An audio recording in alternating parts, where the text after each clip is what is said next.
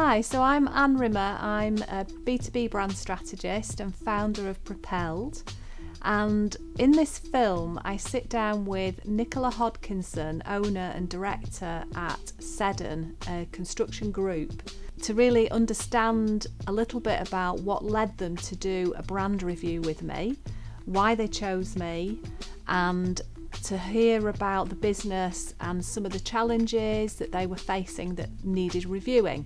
I also sit down with Emma Hodkinson, who's the marketing manager at Seddon, who was kind enough to introduce me to the business and who I work with on the project. And you'll hear from Emma some of the things that they do from a marketing perspective and why brand really helps them provide that foundation for all of the marketing that they go on to do. So what I would say to you is, this is a 128-year-old business. It's a wonderful story. We've deliberately made quite a long film of this because at Propelled we believe in doing things right, and it's right that you hear about Seddon's story. Propelled is just a piece in that story. So what I would say is get a cup of tea, give yourself a bit of headspace, have a listen. There's loads of nuggets in it for both business founders, marketeers, and any business leader. And just hear about the story of this wonderful business and how branding is really at the core and centre of everything that they've gone on to achieve.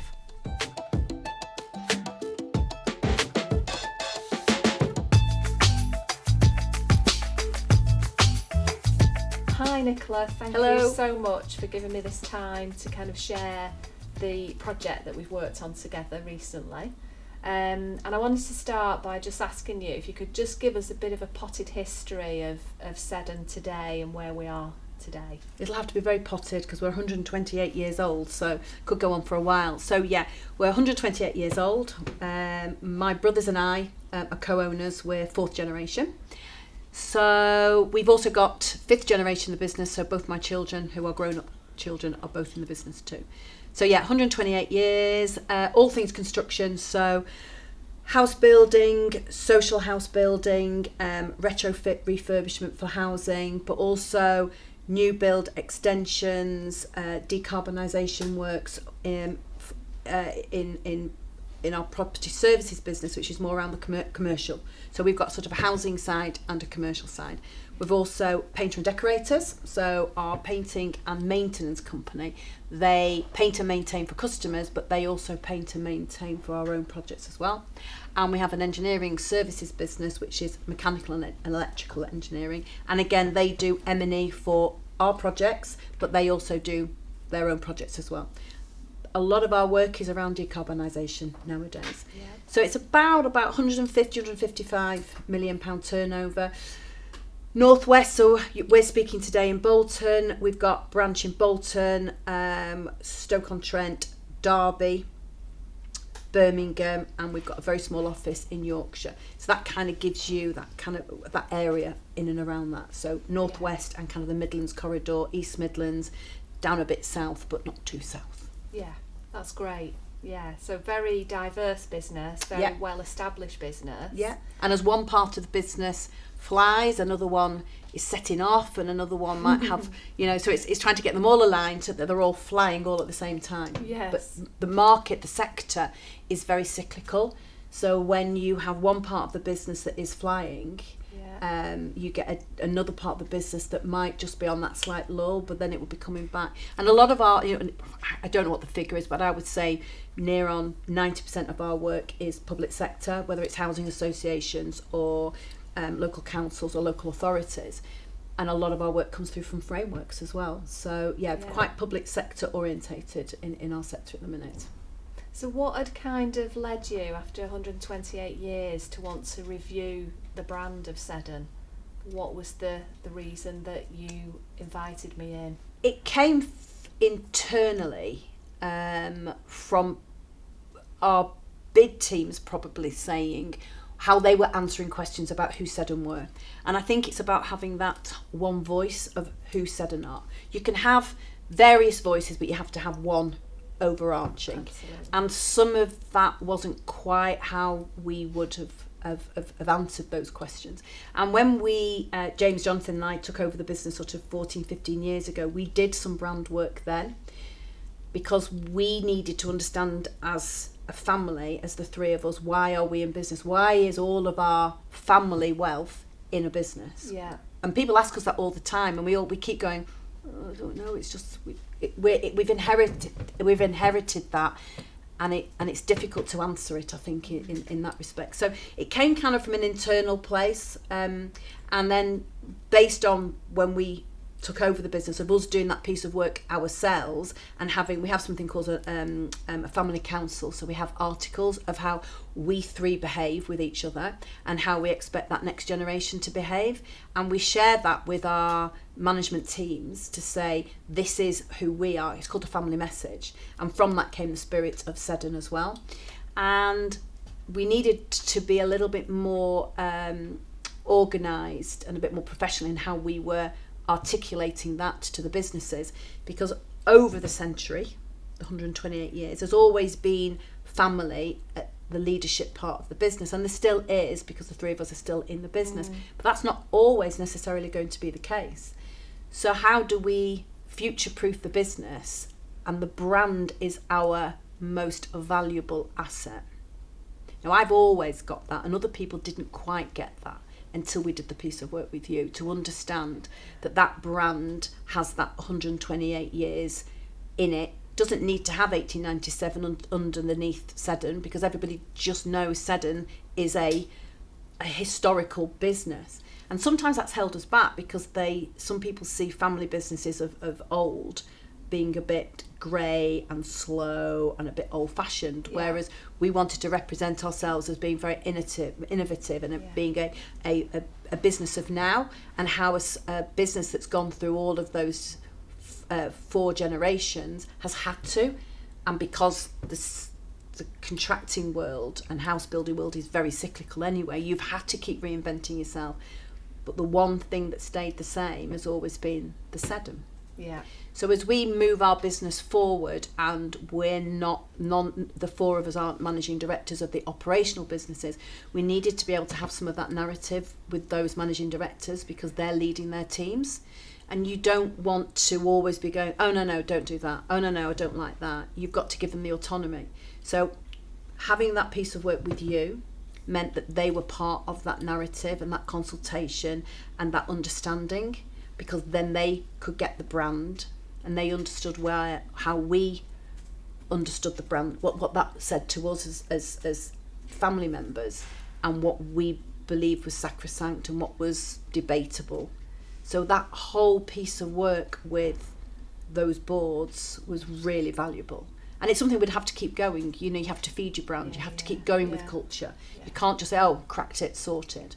Because we know how easy it is for that brand to be compromised. And I think it's very hard to get back from a compromised brand. Yeah. And you've reminded me that one of the initial pieces of work we did was with the kind of the board, so the various MDs. And that was really fascinating for me to kind of learn about the diverse nature of those businesses, but also how it all fitted together. But then there was also a piece of work that had been done previously, which was with customers. Yes. And what came from that was how important the culture and the values of Seddon are, and how you're perceived externally around quality and innovation and service. And relationships. So I wonder, when you were about to embark on that project, what were the considerations that you had in terms of working with an external partner on it, and also what were your concerns in terms of the direction it might go in, or what considerations did you take? My main concerns were what I believed was our brand, or what it said, how it was perceived with our customers and our employees, and what it meant wasn't what I thought it was. That would have been the biggest problem. And it didn't come back as that. And I think that comes from that we do have a values-based business. And I'm not saying that it's perfect, and I'm not saying that every day all of those values and those behaviours are seen in everybody at any one time. But generally, that is how it is. Yeah. So that was my biggest concern, that what I think were our values, and that we were living and breathing them, that they would be coming back and go, oh, you might think that, but can I just point that out? Well, that's not how it is being perceived. But then there were some interesting ones that came back of values that we not really thought about. And one of them was about building relationships, because it just comes naturally to us. And that came back from the supply chain, from the employees, and from all of the customers, that we build relationships. Yeah. So from that came a piece of work internally about, if you can't pick up the phone or ask a client or an employee or a supply chain for a cup of tea, then you don't have a relationship with them. Because we're moving into this world where that is absolutely key, and people aren't having conversation face to face. They're on Teams, they're on text, they're on email, and that, for us as a values-based business, is going to become a problem going forward if we don't continue to say that this is really important to us. Because the greatest will in the world, all of the projects, and we've got 60 odd projects on the part now, there are always going to be a percentage of those that have a problem on them. But if you can have a conversation with that client to say, we've got a problem, this is what it is, we've got a solution, just want to talk you through with it, you almost disarm them straight away, because you're not trying to hide from it. And that's something that we work very hard with. It's part of our induction and part of our training internally, to make sure everybody knows that. And in the main, that still stands today. It's a very special part of your brand. It is. So that's I hate seeing an email that says boom, boom, boom, boom, boom. I like an email that says, just to recap the conversation we had earlier, da da da da da. Fine by me. But if that is your first connection with that person on that topic, on that point, and it's just an email and it's a list of, then that's when it really gets my goat. Because it's much easier to ring somebody up. Absolutely. Absolutely. Yeah. Harder for them to call you back if they go to voicemail, but One of the things I wanted to explore with you is that you've obviously looked externally for that support, and you've talked about some of the reasons for needing that. But what would you look for in a supplier such as myself, such as Propelled, when you're going to do a project that's so strategic and so important to the business that you get it right? What is it about Propelled or about myself that appealed, I suppose, and gave you that trust? I think it was during the initial conversations of the business saying, right, we want to do a piece of work around brand. We don't quite know what that looks like, and we don't quite know why we've got to do it. We just feel that it's time that we looked at brand. And then inviting you in and saying, don't quite know why we're sitting here having this conversation, and then you being able to articulate the importance of brand and the understanding of it in a very in a way that we could understand, and we weren't going to end up going down a rabbit hole, and it wasn't going to get really overcomplicated.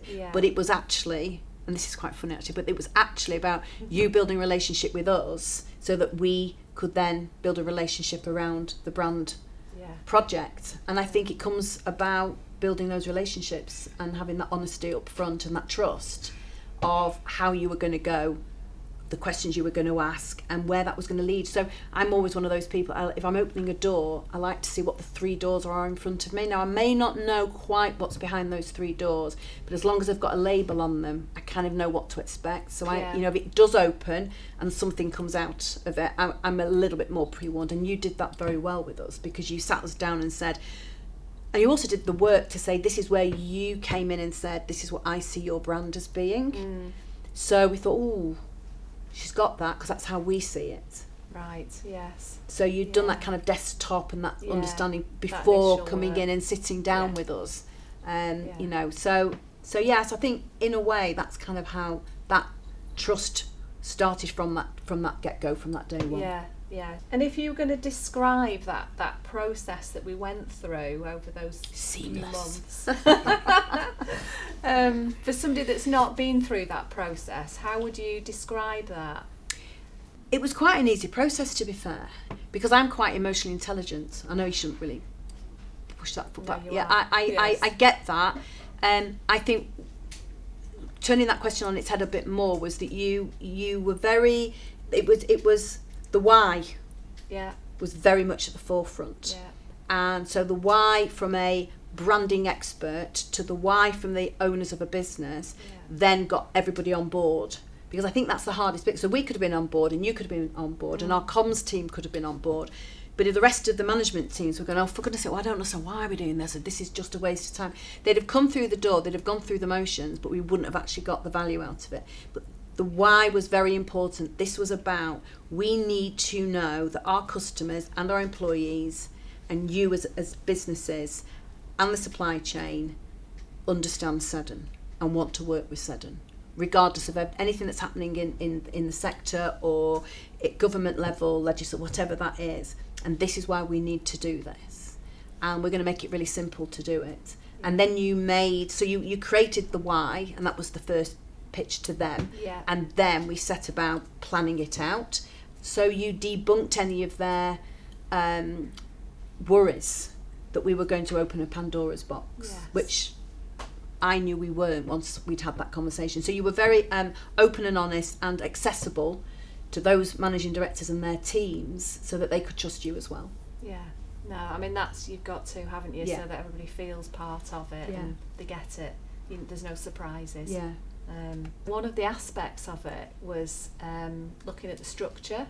Because we had these very independent businesses with their own MDs, and one of the questions that was kind of asked of me was, how do they all fit together and how should we tell the story, and should they have the autonomy to have their own business story? How does it all fit together? But that was an interesting conversation. But actually the process for me revealed itself that actually the glue, the umbrella that held it all together was the history of Seddon and how customers see you as Seddon. And they, we call ourselves custodians of the Seddon business, and in a way they by default, as being MDs of our businesses, are custodians of that Seddon and brand, and that came through. So they may not have realised that that's what they are when they went into the sessions and did the pieces of work and had those discussions, but by the time they came out, I think that penny had dropped. And it doesn't have to be a big penny that drops, it's just that realisation that actually the brand of Seddon is in their hands. So, we do a lot of work around social value, and we do lots of promises and pledges to say we're going to do this on projects. And I've always been very nervous not to over-promise and then under-deliver, because it can damage our reputation. So we've done a lot of work. And, on any project that we're on, I speak to any of those MDs, they are very, very proud of the brand Seddon and the reputation that Seddon has, and it's in their hands. So I think from the work that we did, that gave us the reassurance, but it also resonated with them as well. So I think that would have been quite and we key. ended up kind of pulling together that family. And that they can have their own story. So you've got a housing business that has a strap line that's very much around that housing. And that resonates with his team, because you've got to know where you're going so your team can follow you and your supply chain can follow you. But it's a really good strap line that they can then use with their clients, because it resonates with their clients. But it's not too far away from the whole brand of Seddon. So we can do that. And I think they realised that by going through this process with you, they could have the autonomy in lots of areas. There were some things that were sacrosanct, that we have to go back and have a debate about, but generally, they have got that autonomy. So I think without that work, it would have been much harder for our comms team to be able to not control, but to govern that brand in that way. So it was it's guarding it for the future, because once you've gone in a direction, it's difficult to pull it back from that. And so we did some work, obviously, with the MDs to help them understand the scope and range of autonomy that we had with it. And then obviously with the comms team, we did some work on the brand guidelines and that kind of thing. But I wonder what other impacts has it had within the business. I'm thinking perhaps it may, I know you've done some lovely branding work in the building physically, but perhaps sometimes it leads into things in terms of internal communications and we can have culture. All the messaging, which you say is in around the business. You can have all the messaging, you can have all the right logos, you can have the right colours for your brand. But if the behaviour isn't right, then it gets called out very, very quickly. And I think that's where we've done quite a lot of work around sort of building those relationships in and around the business to make sure that everybody kind of does understand, and also having the confidence to call it out when it's not quite what it should be. It doesn't happen all the time, to be fair, but generally, you know, everybody kind of knows that is what is expected. And we do quite a lot in our corporate inductions. So Jonathan, Chief Exec, myself and the an MD of a business will have a corporate induction every other month with new people. And we go through quite a lot of, we go through all of our values, sort of where we're going, what we're doing, and they'll do business plans and things like that. And that's the number side of it. But then we have weaved in all of the values. And then we've started to look at all of our policies and then saying, well, you know, we've got these strap lines in our values. We need to weave those inside of our policies because that kind of Seddonizes it and brings it a bit more to life, so that you're not looking at something and thinking, oh, it doesn't sound very Seddon, that. Yes. So weaving those in to everything we do, and that's just a piece of work that will just be ongoing and we'll just continue to do. You're doing a brilliant job with it. It's fantastic. The people make places has really come to life. Yeah, it does. That is one of the really the spirit of Seddon and people make places. Just that just says that's what it is, isn't it? Really. Yeah. So perhaps if I can ask you, if you were going to recommend myself, Propelled, to anybody, and you were going to kind of say to another CEO why they should consider doing that piece of work with us and looking at their brand positioning, what would you say about us? How would you describe what we do? I think there's 3 pillars, isn't there? Because it's for your employees, it's for your supply chain, because you're only as good as your supply chain and your employees, and it's also for your customers, and it's getting it all aligned so that you don't have a different message for each 3. I think for your employees, I think the generation that are coming through now are looking for very values-based businesses, so they want to know where you're going. They're not just prepared to come to work and leave, come to work and leave. They're more emotionally connected to businesses. So I think if you've got a story to tell in your business, but it needs to be the same story that you're then telling to your supply chain. And your supply chain need to be treated with the same respect that you would treat your employees and your customers. So it's a triangle of, and it's the same. It's just different in little ways. And then for your customers, then it does depend how you get work. You know, whether you're bidding for work or whether you're, you know, in whatever way you're doing it, it is really important to take your supply chain and your employees on a journey. But if you don't have that message, then it becomes very difficult. So I would say it's just about the messaging and the storytelling, but you can't do that unless you know who you are, what you stand for and where you're going, and then being able to articulate that and then keep reinforcing it and re-embedding it. And you know, in 2-3 years time you'll be back in to test that brand again, because you know the world changes and businesses change and people in businesses change, and we may have gone in a slightly different direction, you know, new work, different work, and it's testing, does that brand, is that message still working for your employees, your supply chain and the customers you have today. So it isn't something you can just do once and then put in a drawer and forget all about it. You do have to keep getting it out and putting a little spin on it and keep it going. I think when we were looking at doing the brand project, we had a set of requirements. So for any project we do, you have a set of requirements, otherwise you fall in love and you end up going in completely the wrong direction. So you do have to have a set of requirements and a budget, you know. So when we'd got that, and then the comms team then went and found you, and then it's having that conversation. And I think the reason that we went for your organisation and for you in particular was because you got it straight away and we felt it. Whereas with some big multinational brand organisations, there's so many layers and so many tiers, and they're working, you know, on the clock, you know, ticket in, ticket out, and that isn't us as a business. So I think we aligned well with this project because we have similar values, and I think sometimes going down the big organisations, that would have been lost on us as a business, but that's because we're we're not that kind of big corporate entity that wants that. But even if you are that big corporate entity, its brand has to be authentic, and that's where we got with you. It was the authenticity of our brand.